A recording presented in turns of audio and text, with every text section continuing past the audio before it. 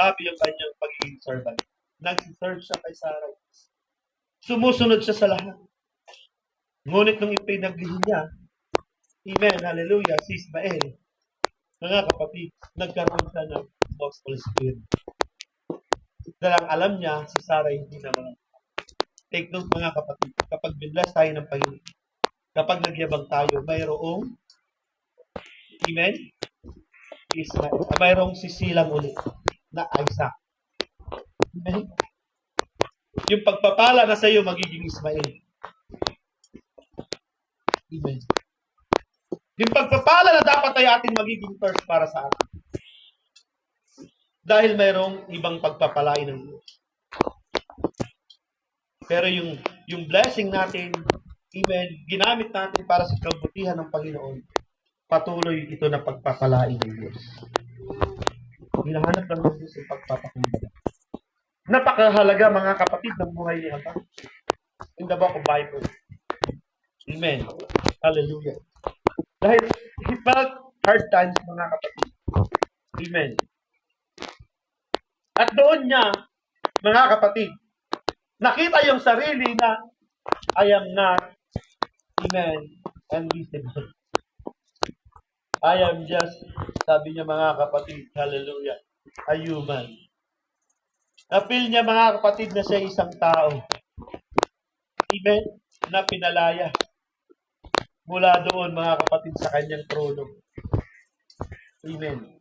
Kasi nga mga kapatid, inagawan niya na ng trono si Sarai. Hindi niya mga kapatid tiningnan yung sarili niya. Mga kapatid kung saan lang siya dapat. Mga kapatid. Pero alam natin, lagi nating tandaan, we are not the same office. Kung saan tayo tinawag ng Diyos, pagpapalain natin ng ating mahal na Panginoon. Hindi natin kailangan magmayabang sa Diyos. Overlook. Amen. And you may feel like nobody cares, mga kapatid. Sa panahon ng pagsubok. Amen. Your thirst, your struggle, even your silent prayer, mga kapatid. You are never alone. Amen. Hallelujah. Hindi po tayo nag-iisa. God is watching over you personally. Amen.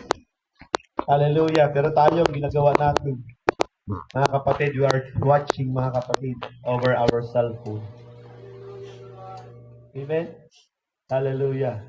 Hindi tayo naka-watching, mga kapatid, over the Bible. Kung ano yung palatuntunan ng Diyos. Karamihan sa mananampalataya, mga kapatid, praise God, hallelujah. They are watching, mga kapatid, hallelujah, over their cellphone. Amen. Lagi na lang doon nakatuon. Amen. Hallelujah. Pero hindi nakakalimutan ng magbasa ng banal na kasulatan.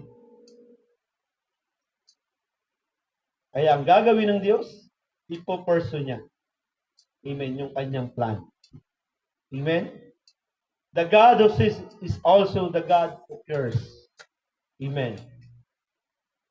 He knows your history. He knows my history. Amen. Alam niya yung kasaysayan mo. Alam niya yung kasaysayan ko. Alam niya yung kasaysayan ni brother kahit hindi tayo magkwento. Amen.